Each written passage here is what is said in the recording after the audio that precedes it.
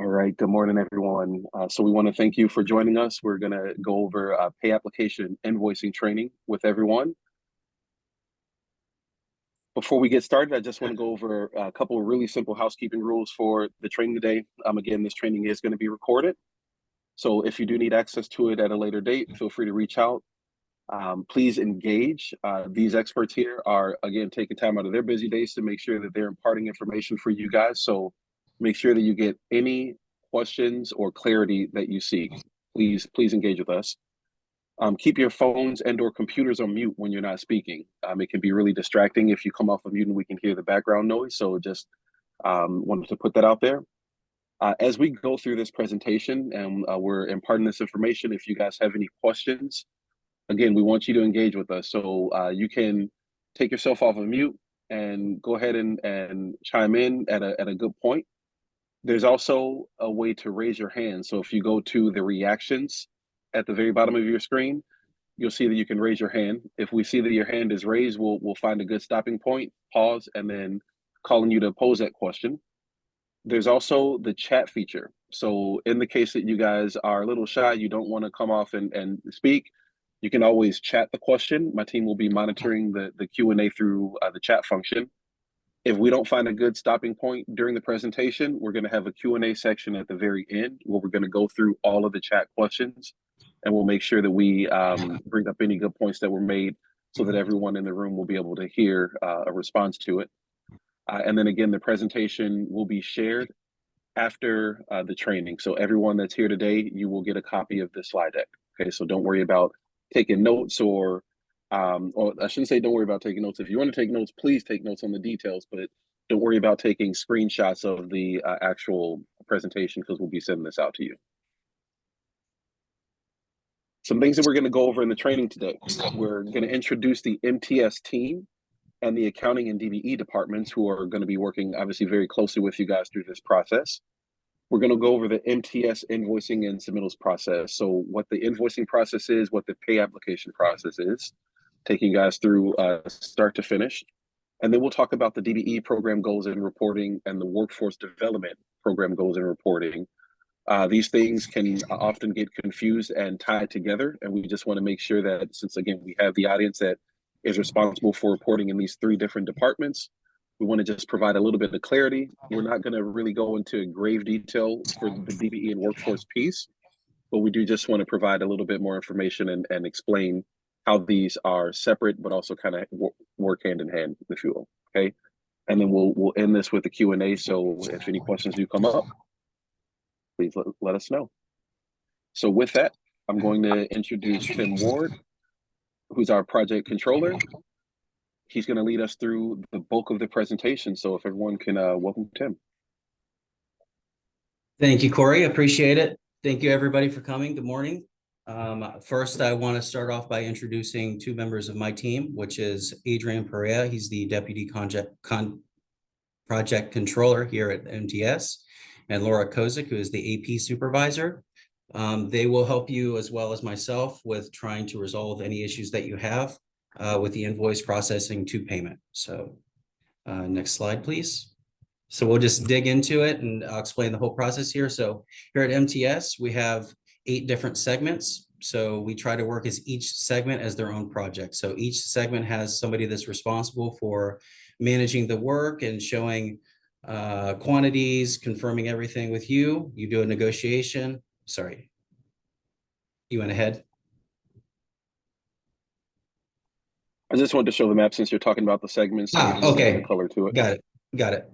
So in each one of these segments, you have a different segment lead. These are the people that are ultimately responsible for the work that you're doing in those segments. So every month there should be a pay application drafted for each segment. So that's where the negotiation will take place. We have a calendar here on the presentation that you'll see later for the closing dates, which is generally the 15th of every month, except for one exception, which is at the end of the year in December. So the process is you do your work for a period, and then you start your negotiations on the 15th to confirm your quantities. Once you both agree, MTS and the subcontractor agree on the quantities, MTS will draft a pay application. In the pay application, they'll send you the quantities. If you agree, you both sign. Once you have the fully signed pay application, you'll submit to invoices@mtsjv.com, the invoice that matches the fully executed pay application. The pay application matches the invoice and the conditional waiver, a fully executed conditional waiver, and then an unconditional waiver, which covers all of the payments that you've received to date. So just as a good marker for that, the unconditional waiver should match the previous to date of the prior pay application. If it doesn't, there's something that we need to review. And then any additional support that you might need, which mainly relates to time and material, trucking tickets, or anything that helps us in accounting validate the invoice. Something I want to stress in this part is that accounting at MTS does not approve payments.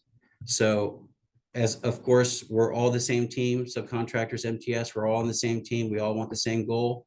So if you're having situations getting this information from construction, please reach out, but there's only so far we can go. So there is also an avenue that you can take to get resolution if there's some delays in getting some quantity negotiation satisfied. So if you're working with a segment lead and there is limited communication, I encourage you to go to the next step up, which is also on the map, and communicate with the area manager who can assist you. If you're still having issues, there's another step above that, which is the construction manager, Julio Villas. He can help you get that information. But again, it's impossible for accounting to process a payment without all of these documents provided to us at invoices@mtsjv.com. Hey, Tim, Yes. you're saying that a new standard that wasn't previously the case is that you could have up to 8 invoices per subcontractor every month. Yes, that's correct. And the reason why is because in each segment, you have somebody different managing that work. So that is a change that's not in the contract It's not in the contract. to have 8 invoices. Just to submit an invoice. So here it's going to be it's really in your benefit, and I'll explain why. If you would submit one invoice for the entire project, we would need to get a pay application for each segment, which means if you have 7 pay applications of the 8, we need to hold the entire payment for one segment. So by splitting it by segment, this gives us an avenue to actually pay you faster, because some people are obviously going to be a little bit better at some points than others.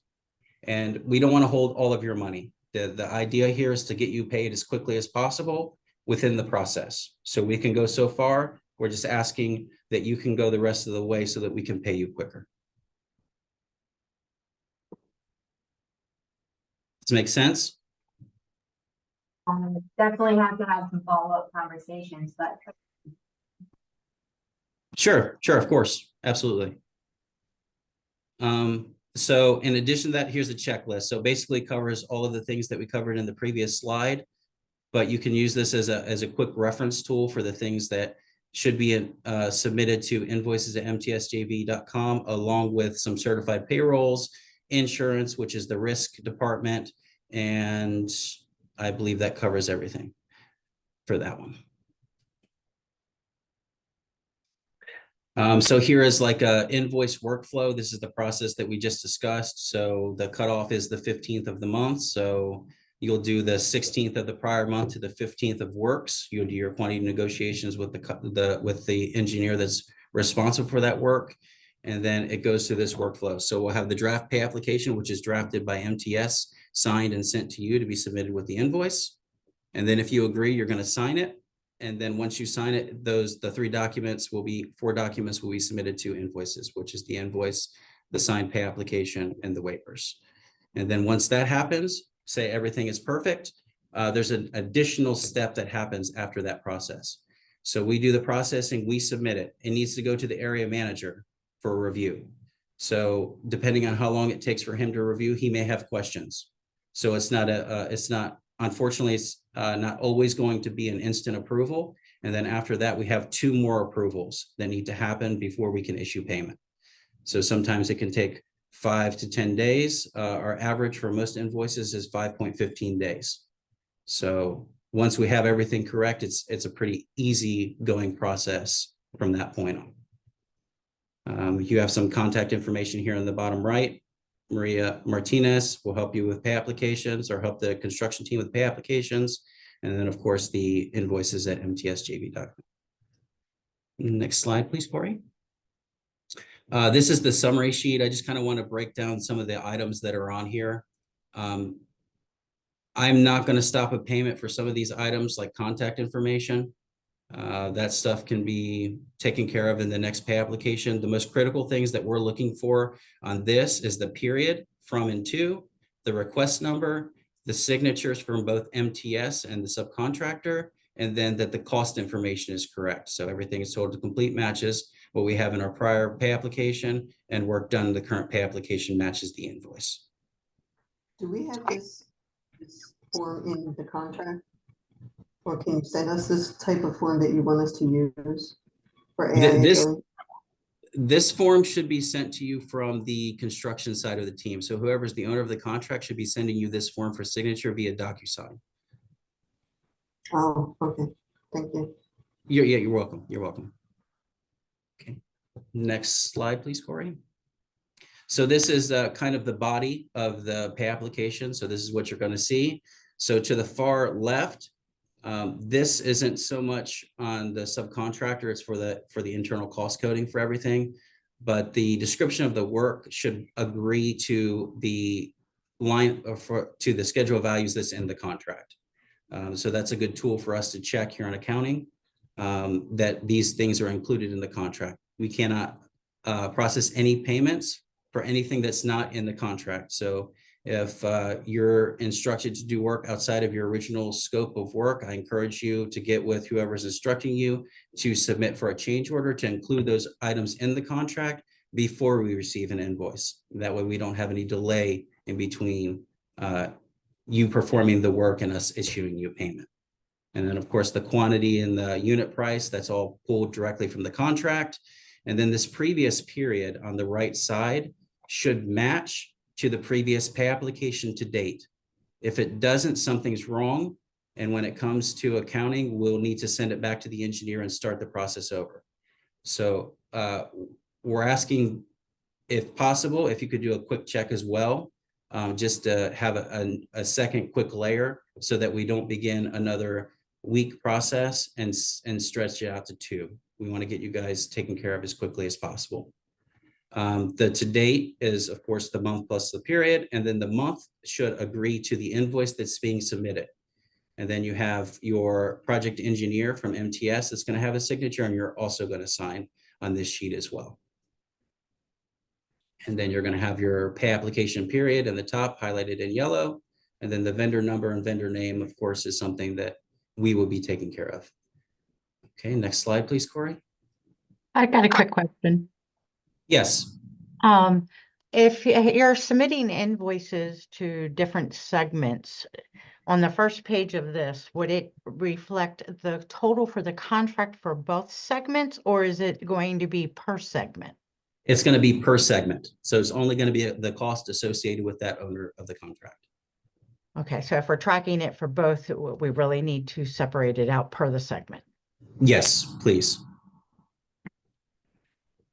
Don't most subs have their schedules of values already broken? I'm sorry, I missed that.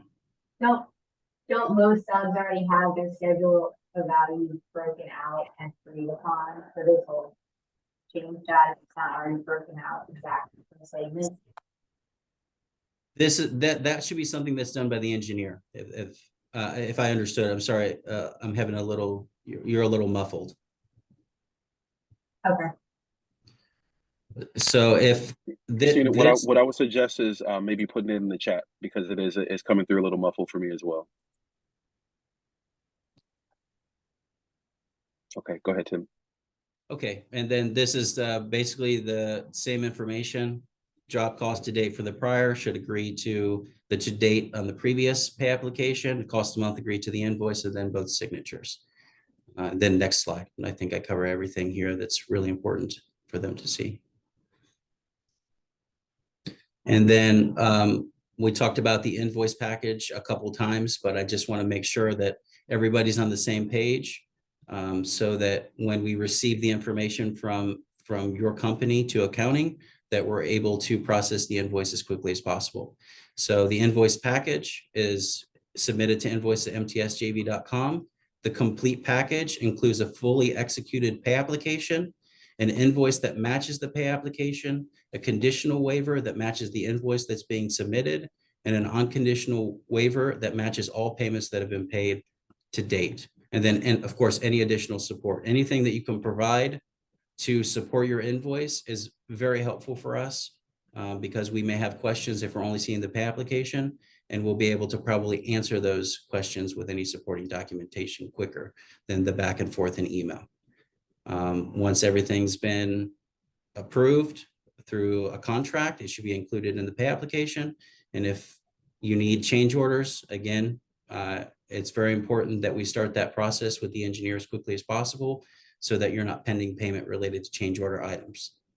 One of the solutions that may happen, or one of the problems that may happen, is you might have a discrepancy on quantities. So say you want to bill for a quantity of 1 for whatever rate, it doesn't matter, and MTS is saying 0.8. I encourage you to consider pushing that to the next pay application until you can settle, so that we can at least pay you something from MTS for the work that everybody agrees on. That's between, of course, that's your company decision, but I think it would also be helpful for cash flow for everybody. Next slide, please. Of course, this is a breakdown of the conditional waiver. It's agrees to the invoice, should be submitted with each invoice, should be fully signed and notarized, and the amount should agree to the invoice that's being submitted. And then an example of the conditional waivers on the next page. I think everybody has seen this or has this document. If not, please reach out so we can get that for you. And then the second waiver, of course, is the unconditional. This is for the payments received to date. This should also be signed and notarized and submitted with the invoice that's being submitted with the package. And I don't know if we have an example of this one, Corey, right? Because they're essentially the same. Okay, and then this one's good. And then, of course, any additional support, I kind of want to define that clearer in a slide. So time and material invoices should have all the work order tickets as part of the supporting documentation of the package that's being submitted. And trucking ticket should also be included with each invoice, and any additional support that will assist accounting construction with validation of the invoice. And then here is a quick reference closing calendar for you. So as you know, our closing date is on the 15th or the following Friday before the 15th, depending on when it falls. So here in yellow, you have what we would like to think is the goal turnaround for the pay application. It's not the rule, but it's a goal that we would like to meet. Is you negotiate on the 15th and we have a fully executed pay application submitted to accounting by the 22nd. I know sometimes that's a little, it's not going to be always that way. So this is a goal. Hopefully we can reach it soon, and we can really help you guys. Okay, and the next slide, please. And again, this is a map of the project. So if you're going from from the green to the orange is going to be area 2. Area 1 is this small sliver, and then area 3 is from the hot pink to the red. You have your construction manager for area 3 is Manuel Marino. Here's his contact information. Ed Davis is area 2. Here's his contact information at the top. And then construction area 1 is Scott Glass, and his contact information is there. And if for some reason something would need to get escalated to the construction manager, Julio Velez, his contact information is here in the middle of the page. Okay. And then here is the 3 contact information. Myself, Timothy Ward, project controller. My email, deputy project controller is Adrian Perea, and AP supervisor is Laura Kosick.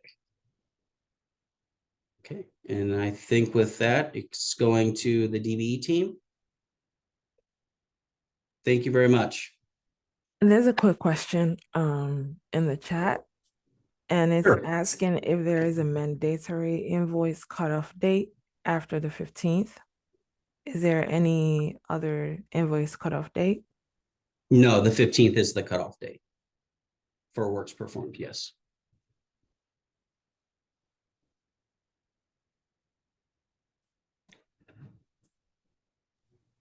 So we're sending the company, our company's pay out to you with all our quantities, and then you send us back if you agree to that quantities and approve it, and then we sign all the applications and conditionals and waivers and things. Is that how it's processed? Correct, but it doesn't get sent to accounting. All of the quantity Oh. confirmation would go to construction, yes. Construction, okay. Thank you. Another question in the chat this is from Christina Kishimore. For stored material billings are also, I'm guessing if the invoice cutoff date 15th of the month also applies to stored material billings. Yes.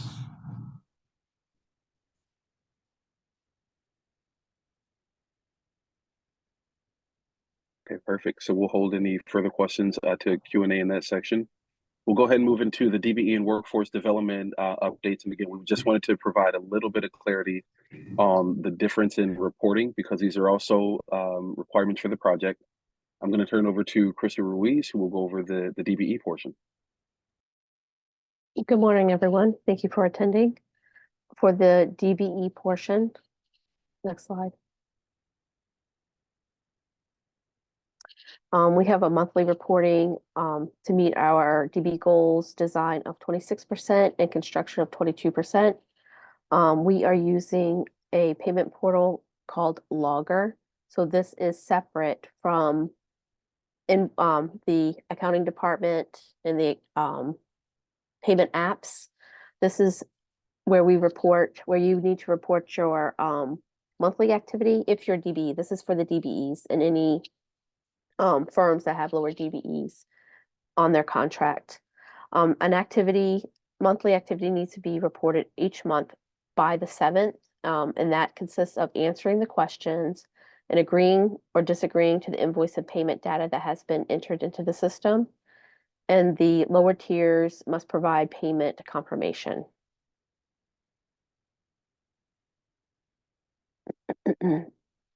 And again, just wanted to let you know that the DBE reporting is not tied to MTS invoices and accounting, and that is a completely independent department. And also please note that MTA will be reaching out to you also about the Form E2. That is their own requirement on their side. And this is what the E2 looks like that MTA will reach out to you.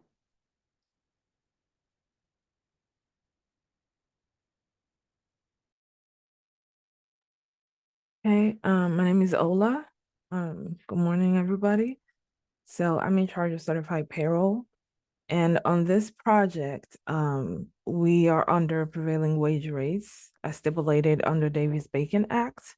As you know, this is a partly federally funded project, so we must adhere to this requirement. To this end, everyone who has craft or labor employees on site, every firm must use a SkillSmart system to track all certified payroll. So we have to report certified payroll within 7 days of payment to employees. And we have to adhere to the prevailing wage rates that is shared to everyone. So the pay periods need to be weekly. It cannot be bi-monthly. It has to be every week, and you have to report certified payroll within 7 days of payment. So you have to submit this on SkillSmart system. You can reach out to me to get registered on SkillSmart to have any other understanding of SkillSmart. Next slide. And on the project, we also have a nationally targeted workers goal, 33% overall. And this covers economic disadvantage, social disadvantage, The economic is geared towards zip codes. It's cut around zip codes, and social is if you're homeless or high school diploma or GED or returning citizen. So the people that you employ as craft labor, if they identify as any of these buckets, they will count towards the 32% overall NCW goal. And we report this using the same SkillSmart system. We track the NTW reporting based on the CPRs that you submit every week. We have the information of the employees of the craft labor on the NTW. So this report is titled Monthly Utilization Report, and it's in the SkillSmart system. This is due 10th of every month for the work that you performed during the prior month. So for example, if you do any work in March 2024, you must report NTW by the 10th of April. And this is after you've reported CPRs every week throughout March. So by the 10th of April, you will report the NTW, which will capture all the information, all the hours worked on the certified payroll that you reported throughout March. So this is a requirement.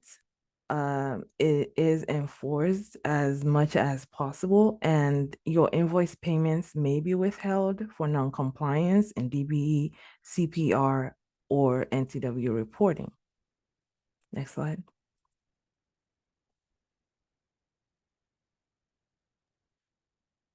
All right, so I just want to reintroduce the DBE and Workforce Development Compliance team. So again, my name is Corey Raymond, and I'm the DBE Workforce Development and Certified Payroll Program Manager. Krista Ruiz, DBE Program Administrator, and Ola Awadia, Certified Payroll Program Administrator. Any questions, comments, concerns about anything that we've gone over, please let us know. Everyone, when you start on this project, you should get a DBE and or workforce welcome packet. If you have not received those, or if you're new to the company and you want your hands on them, feel free to reach out to our team directly, and we'd be more than happy to share those. It's got all of the rules, regulations, requirements, any reporting that's due for both of these departments. It's a super comprehensive packet for you guys, so you're in the know. So I would, again, highly recommend, if you haven't received those or aren't sure, just reach out. We'll provide those for you, and just make sure that you know what's going on. This QR code here will take you directly to our project website. So in the case that you have questions, comments, concerns about what's going on, you need a reintroduction to the project, anything that Tim went over as far as the segments go, that's all going to be laid out on the website. And then we also wanted to make sure to highlight an upcoming outreach event. Every quarter, we host a training series, and it's called our mentoring series. In that mentoring series, the goal is to connect with the DBE firms, because as you guys know, we've got a pretty hefty DBE goal in the project, but these are open to anyone. So when we send out these e-blasts, if you guys get them and you want to attend, feel free. The next event that we've got is going to be next week, Tuesday, March 19th from 10 to 11:30. This is going to be a hybrid event. So we are hosting this in person and virtually. So in the case that people want to come in, get a little bit of FaceTime with the team, you're more than welcome to come in. Otherwise, we know that it's a lot easier for people to join virtually. It's not as much of a time commitment to try and get to a place, go through it, and then getting back to wherever you're going to be in traffic. So we just wanted to make sure that we open that up as well. Again, this next training is going to be based on our outreach and procurement process. So we're going to introduce the MTA team. We'll introduce our MTS team as well, highlighting the contracts and procurement team. We'll talk about the DBE program and process in a lot more detail. And then we'll really go into our outreach and bidding process. So what do we do to engage with the DBE community? How do we provide opportunities? How do we go through the contracting process? And then what upcoming opportunities we've got for the DBE community will be highlighted. So this QR code here will take you directly to that event registration. So I'm going to actually leave it here while we go into the Q&A. So with that, let's leave this open for a few minutes here. If anyone has questions about what just happened, not what just happened, what we just discussed, feel free to either come off of mute or go ahead and type a question in the chat. We'll monitor the chat here for a couple of minutes, and we'll get those questions answered and provide any clarity that we can, okay? So I just want to pause for a minute and open the stage. I have a question about change order. We receive change orders which is very generalized and not specific to any segment. How does it affect the entire billing process? Because they deduct items from the contract or add items to the contract, but they do not say on what segment. So it's really basically impossible for adding it to the contract. We can add it to the total amount of the contract or subtract it from total, but it really doesn't reflect a true picture of what segment was it deducted or added to. And that makes a big difference because I know there are some numerous times that we receive kickback from finance department say they cannot process the application because the numbers don't match. How do you all go about that? Generally, what happens when there's change orders is that the cost department will update the pay application to reflect those changes. And then the new pay application after the change order has been executed will be used for the next invoice. Does it make sense? So they're creating the pay application for each individual segment. So the modification happens after. So when you go to review the prior pay application, you're going to see some changes in contract value, whether it be up or down, depending on segment. Again, what I'm saying is the change order itself, when we sign the change order, it doesn't say what segment. It just deducts items. For instance, I take item X and I have 7 segments. Item X is in all 7 segments. It doesn't say what segment is coming out from. It just says deduct X number of amount. So Bijan, Tim, I'm going to chime in here real quick because Bijan, Sure. This sounds like it's going to be more of a contracting thing and not really in Tim's area of expertise with the accounting. So my suggestion, we're literally having an event next week where the contracts department is going to be on display. I would highly suggest either coming to that training and having a direct conversation with Gabe or just reaching out to him directly and saying, hey, based on this training, this raised some questions for me. I want to get some clarity and see if we can't make this make a little bit more sense for us moving forward. I'm sure he's going to be open to that conversation. But again, that's going to be Gabriel, not Tim. Can you send us? Thank you very much. Okay. Can you send Gabriel's contact information to us? Yeah, absolutely. Thank you. We can actually put it in the chat real quick. So Ola, Crystal, can you guys add Gabriel's information to the chat? The contracts manager, please.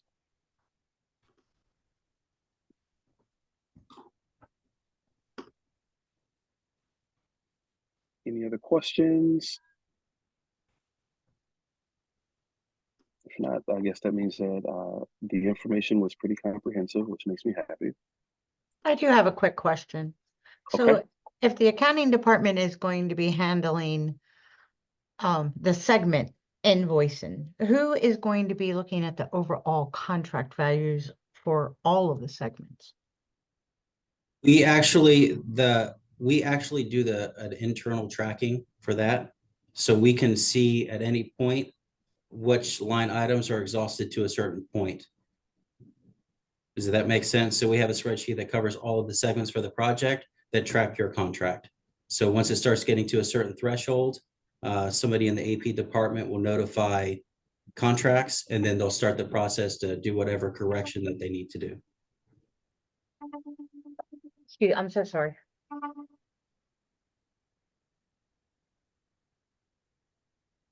Did that answer your question, Christina? Yes, I wanted, but just to take it a little bit farther, one of the situations that I've run in, because I have been submitting my invoices to 2 different segments, and I have one segment that is very quick to approve my invoice. So I'm okay with it with this new system, but the issue that I have is the other segment that takes a little bit longer ends up revising it, and then the one that's approved is after that one. So then in all of my overall totals, I'm having to go back and revise that one. How are you guys tracking that? Or is it a first come, first serve for whichever segment approves our invoice? Pretty much whenever you send the completed pay application, so in this case, the segment that's doing a good job, that invoice will most likely be processed first before you do the revision.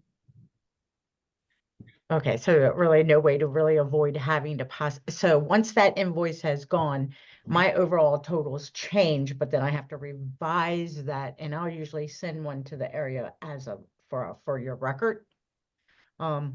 Because they are, when I do send my application over to them, it does have it has theirs broken out, but it also shows the overall totals for the contract. Is there any Right. reason that I would need to continue to do that? On my end, not entirely sure, but there may be somebody that's using that information. I don't want to say yes or no to how that's being tracked. All I know for sure is that when we get the fully approved invoice, that it goes into our tracker. Understood. Thank you. You're welcome. So, hi, I have a question. This is Sierra Strum. And actually, to her point, we have had that same situation. We've been working over 6 different areas, and we've realized we've had to consolidate each areas of invoices, almost like 6 different jobs under one job. And we've gotten stuff in the past kicked back because the overall total contract didn't match what the area person had said. Also, and so that has delayed us in some months ago. But I will say even now with you have the conditional lien waiver and the unconditional lien waiver. Unconditional lien waiver, are we supposed to be put what was actually approved or for our total contract value, or what was totally paid out versus the invoices that are still waiting to get paid, or the ones Totally of paid being out. approved? Totally paid out. Okay. Yes. Sorry to cut you off, but yes, totally paid out should go onto the unconditional waiver. Okay. But, Thank you. But for the reconciliation issues, I understand from the accounting perspective is that all of the reconciliation should be resolved before we even receive the invoice. So I'll dig in. Sorry, go ahead. You have situations just like the last person was just saying. So you have some segments that are amazing. They get their stuff back real quickly. You have other segments you almost have to threaten them to just walk off the job in order for them to even sign a a pencil copy of work that was done months and months ago. So it is, I will say, for a contractor that's working on, like I said, 5 or 6 different areas all at one time, it can be very cumbersome to try to get your money from each different segment. So I know you all are accountings, but I do just want to give that feedback that this can sometimes turn into a nightmare. Right. And I understand completely. I really encourage you to use the avenues to escalate those types of situations to see if we can improve on our end to get you the information you need quicker. So if there's certain segments, reach out to the area manager and have a discussion with them and see if we can resolve this before it becomes a critical problem. Thank you, Tim. You're welcome. I have a question in the chat. For invoicing, we email the invoice packet to MTS, then upload the invoice to Logger system. What is the estimated time to receive the pay app? Just so you are aware, Logger and MTS accounting are 2 separate independent departments. As for estimate time to receive your pay app, I don't know if Tim wants to speak on that. The goal is 7 days to have a fully executed pay application with the invoice. So the hope is that the negotiation for quantity confirmation starts on the 15th, And within a couple days, we have everything satisfied from MTS and the subcontractor, and we can start moving the invoice processing process forward. Does that answer your question?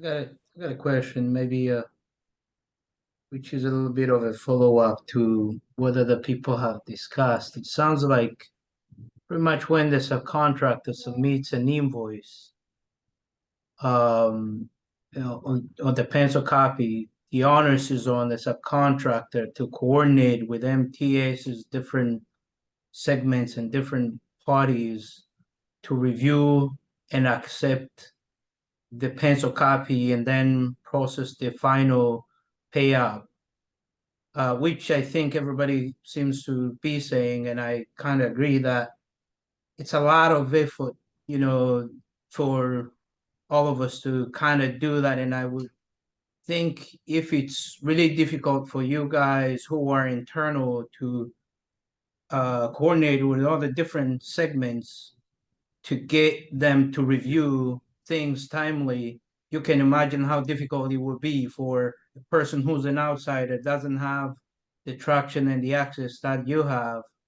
And in cases where the segments are not reacting fast enough, I mean, what is the responsibility? Where is the responsibility on MTS's different employees and segments to get things done by a certain time, instead of saying, well, you have to go to the segments and agree with them? Why shouldn't it be that once the subcontractor has done their job, they have submitted the pencil copy, it is actually the responsibility of those who have received the copy to review it and return it timely.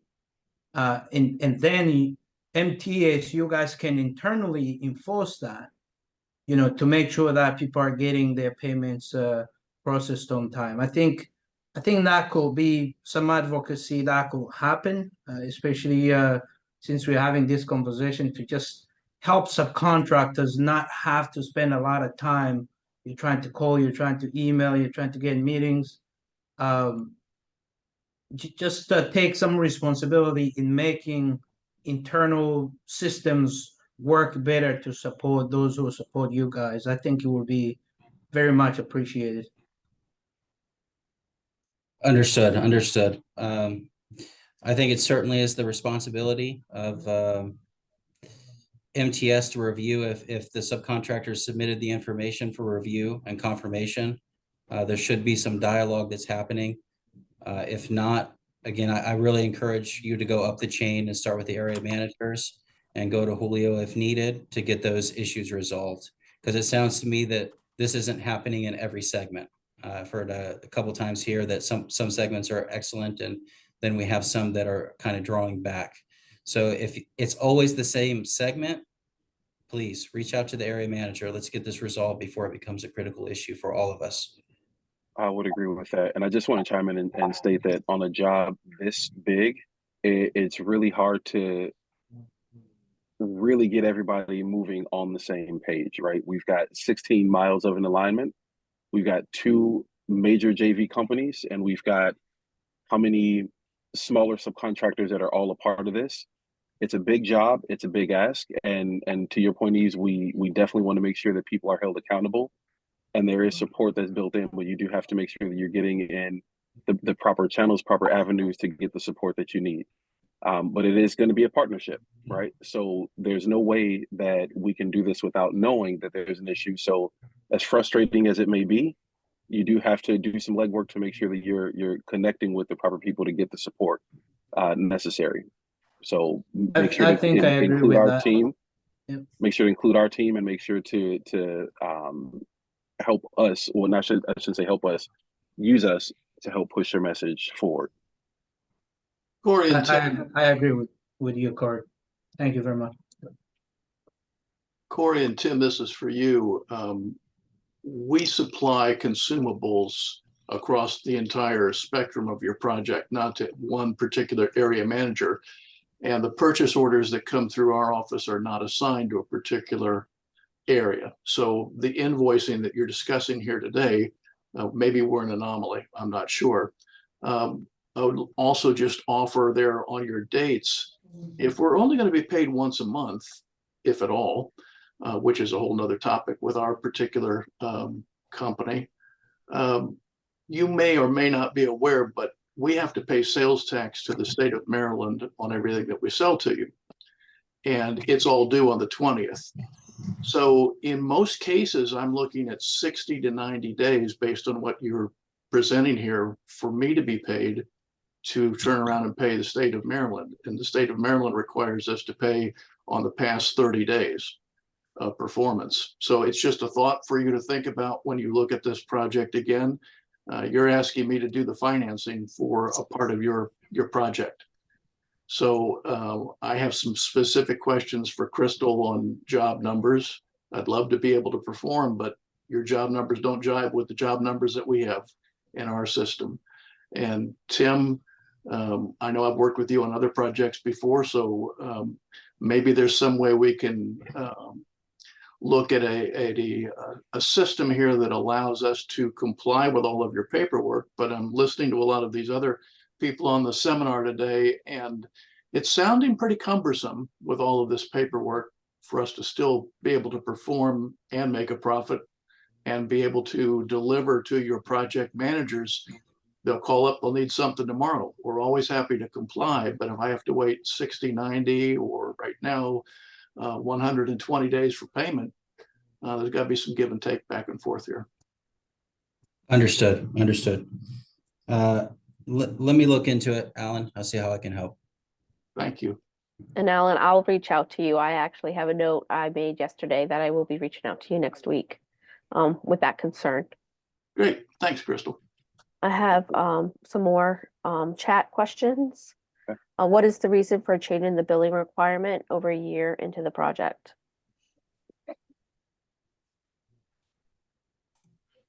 I'm sorry, I missed the question. Asking about the changing of the billing requirement. What is the reason for changing the billing requirement over a year into the project?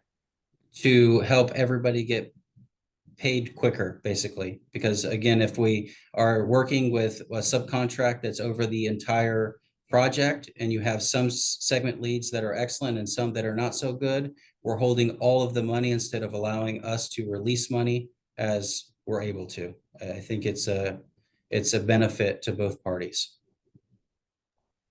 Yeah, I agree. I feel like this conversation will be a lot different given the frustrations that are being felt here. The conversation will be a lot different if people weren't getting paid as they should because they're being held up by a smaller piece of a segment. So I concur.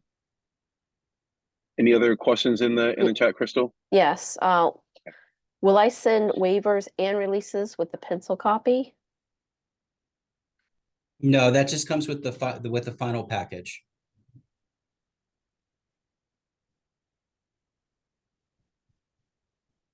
Next question. It takes 7 days for a signed invoice to be processed. How long does it take to receive payment once it has been processed?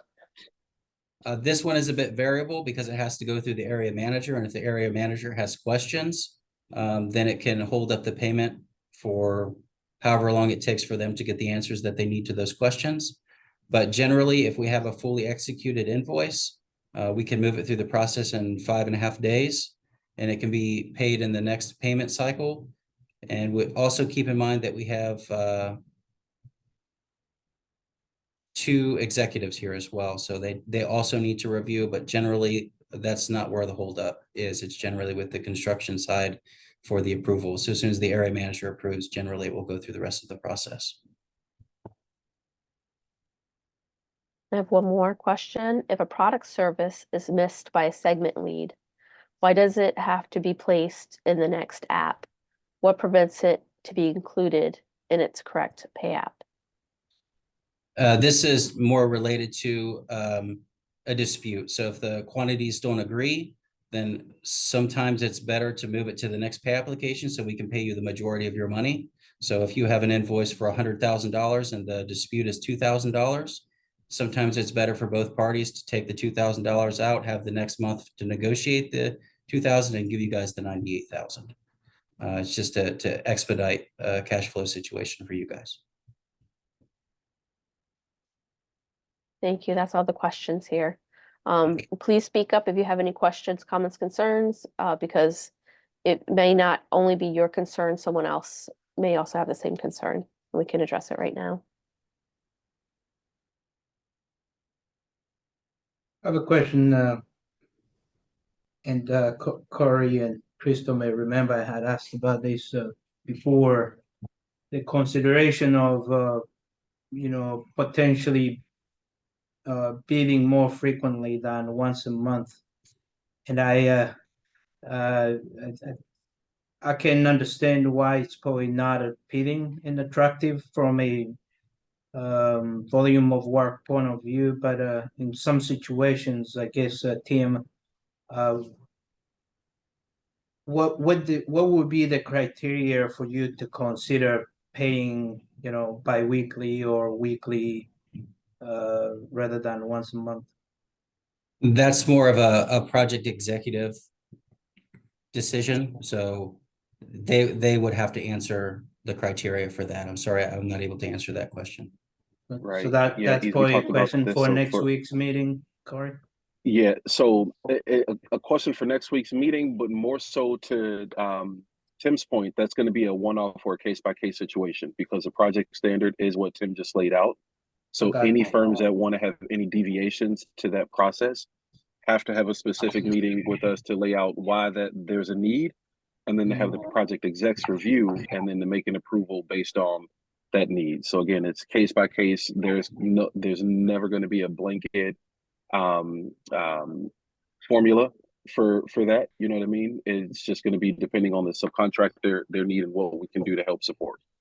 Gotcha. Because Okay. it is to your point. You even pointed out as a part of your statement that it would be an administrative. I don't want to say burden, but it would be a lot more administrative work for the team. And if they're already struggling to keep up with the once a month, imagine what that would do if everyone submitted bi-weekly invoicing. That would really throw a kink in the process. I think I appreciate that. I just wasn't sure whether you already have set a criteria to how one gets it. Okay, got you. Yep. Thank you very much. Yeah, so that would require a conversation with the project execs to state the case. I have a question about change orders. Mhm. If I send a change order with my pencil copy, does that get processed in that month? Or do I have to wait for the following month to get that processed? How does that work? Tim, I'm like, that's a contracts question, but if you have the answer. Yeah, it's more of a contracts question, but as far as the payment side goes, the change orders should not be included in the pay application until they're fully executed. Right. But if it is fully executed, would If I, it's sorry, go ahead. if it was fully executed for that payout, I would get paid for that payout with that change order. It doesn't go into the next month, correct? Correct. If you have everything executed and the representative that you're discussing with for quantities agrees to pay those change order items, then it can go into the pay application.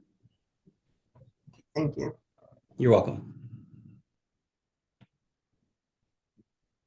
Some good conversation here. I think that it's really good that you guys are really digging into the weeds to get these clarifications.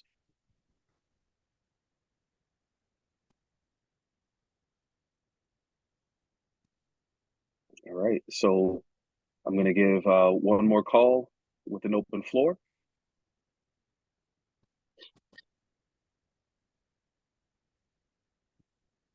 All right, so with that, well, I want to wrap it up, give you guys all a little bit of time back in your day. I want to thank you guys all again for spending some time with us, really getting your questions answered, getting some clarity to the process. I want to thank Tim and his team for really putting this together and helping us streamline the process, demystify it, if you will, and make sure that everyone is kind of walking in lockstep. Crystal and Ola, I appreciate your input and making more clarity on the DBE and workforce diversity departments. The slides will be shared. And again, if you want to have a copy of the video, just reach out to our team and we'd be more than happy to share that as well. So with that, again, thank you guys all and enjoy the rest of your days. Thank you, everybody. Thanks, Corey.